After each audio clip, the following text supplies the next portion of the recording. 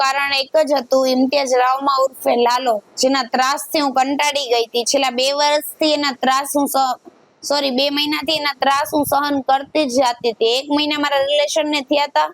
એ પછી મારકુટ કરવું, જ્યાં હું અહીંયા રસ્તા ઉપર મારવી, રીબડા પાસે મને પેટ્રોલ પંપ છે, અહીંયા મારો ફોન તોડી નાખ્યો, ચાલુ ગાડીએ મારી ગાડી હારે ગાડી ભટકાયડી, મને મારી નાખવાનું ત્યારે જ એને પ્રયાસ કર્યો હતો, પણ ત્યારે હું ત્યાંથી ગાડી લઈને ભાગી ગઈ હતી.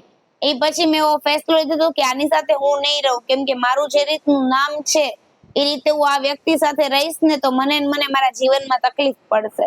એટલે પછી હું આ એ વ્યક્તિ સાથે હું નથી રહી. પણ એ પછી એનું મને ટોર્ચરિંગ ચાલુ થઈ ગયું હતું, તું મારી યારે નહીં રહે ને તો હું તને મારી નાખીશ ને હું આમ કરીશ ને. પછી મેં કીધું કાંઈ વાંધો નહીં, તારથી થાય કોઈથી ન થાય.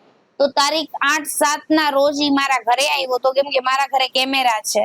એ કેમેરામાં ઈ આવી ગયો તો મારા મમ્મીને જેમ આવે એમ ગાળો બોલતો હતો ને એમ કહેતો હતો કે તારી દીકરીને હું મારી નાખીશ, જ્યાં હોય ત્યાંથી પાછી બોલાવી દે. એટલે હું બીકના મારે પાછી આવતી નથી. એ પછી ઈ કે તું નહીં આવ તો તારા છોકરાને અમે લોકો ઉપાડી નાખશું. પાછો મને પરમ દિવસે ફોન આવ્યો કે તારે તારા પોલીસ સાહેબને, તારા સીપી સાહેબને કે તારા કોન્સ્ટેબલને, તારે જેને જે કેવું હોય ને ઈ કેજે, કે ઈ તારો દાવ હશે, ઈ કે પછી હું કરીશ ને એવું કોઈ નહીં કરે, કે તારી લાશે જોવા નહીં મળે.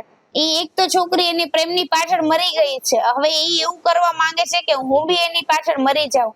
તો મારી ફેમિલીમાં મારા આગળ પાછળ કોઈ નથી. મારા મમ્મી ને મારા પપ્પા, મારા પપ્પા તો છે નહીં.